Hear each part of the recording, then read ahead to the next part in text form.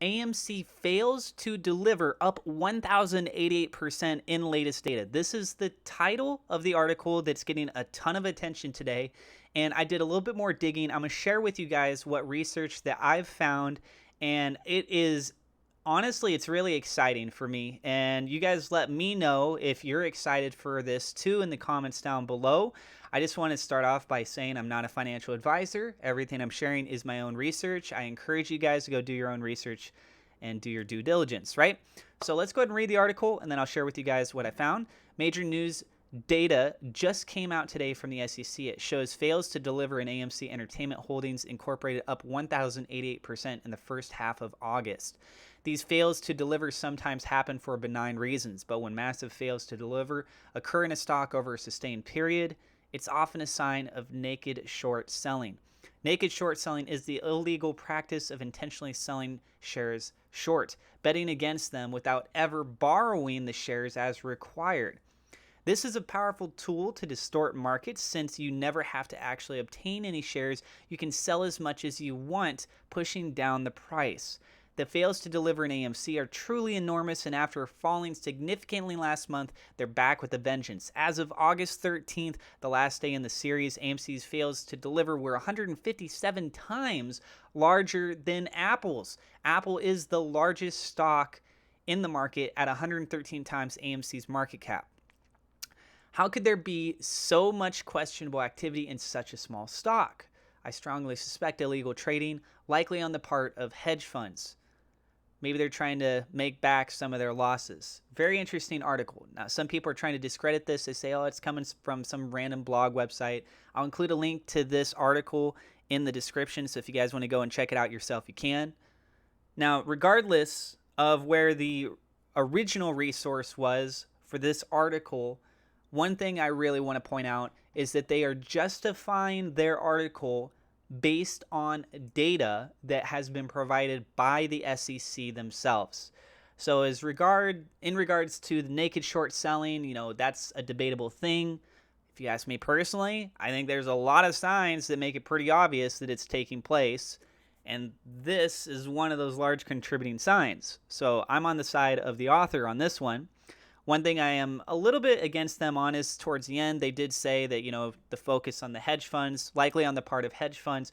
A lot of the actual community sentiment that's doing more research in this, it's pointing more in the directions towards the market makers that are having the access and the tools to do a lot of this manipulation. So hedge funds are a contributor to the problem, yes, but are they the biggest villain that should have the most focus on, the most investigations on? A lot of people are looking over towards the market makers for that. All right, so now if you go ahead and just scroll on back up to the top here, click on major news data. So that actually redirects you to the sec.gov website. This is data, and this actually, you scroll on down here. It's got July and August listed here. When I downloaded these, I just opened them up. Now, I understand this may not look professional because it's in a notepad, but just bear with me, okay? So this is pasted in there. And so I scroll to the bottom. This is for the month of July, just to make it clear. And the reason why I scrolled to the bottom is because that's the most recent date. So at the very end of July for AMC, so this is July 30th. You can see that over here on the far left. AMC Entertainment Holdings Incorporated, Class A common stock, right? So you can actually see 160,233 failure to delivers, or FTDs. 160,000. Now, if we flash forward 2 weeks, keep that in mind. This isn't to the end of August. We're now in September. So there's a lagging indicator here. And there was a lot of stuff going on in the last 2 weeks of August where people were really raising eyebrows and questions and things. So I wouldn't be surprised to see this continue to go up.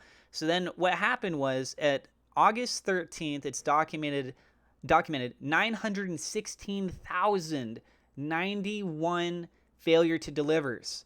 916,000 as compared to the 160,000 from before. A substantial increase, right? So from what this article is saying, this article, where did the article go? Let me go and go back.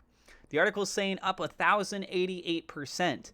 Now, if we go ahead and take a look over here, this is the SEC.report website. We can actually see this document's up to August 12th.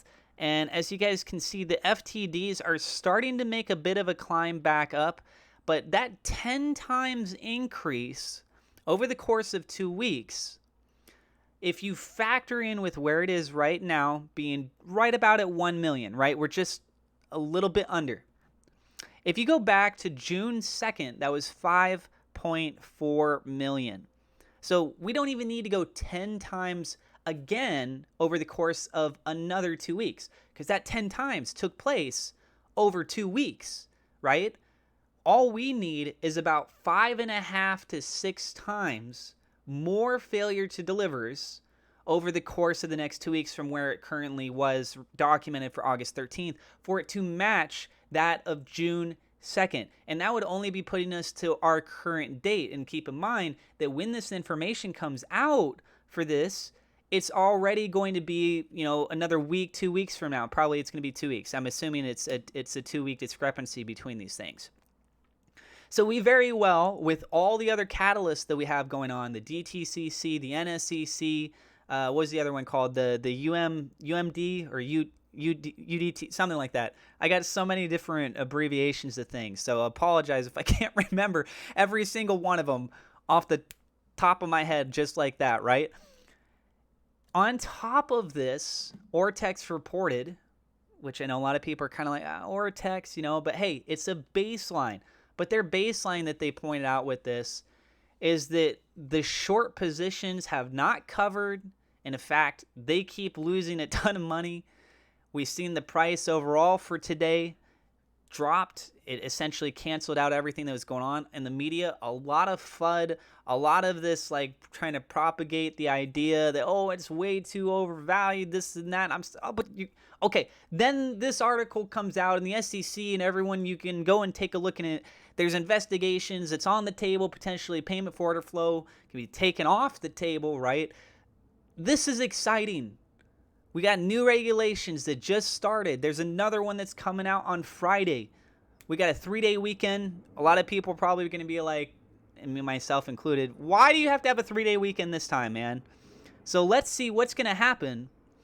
But if you look back on this chart, let me finish with this. June 2nd was when a massive candle took place.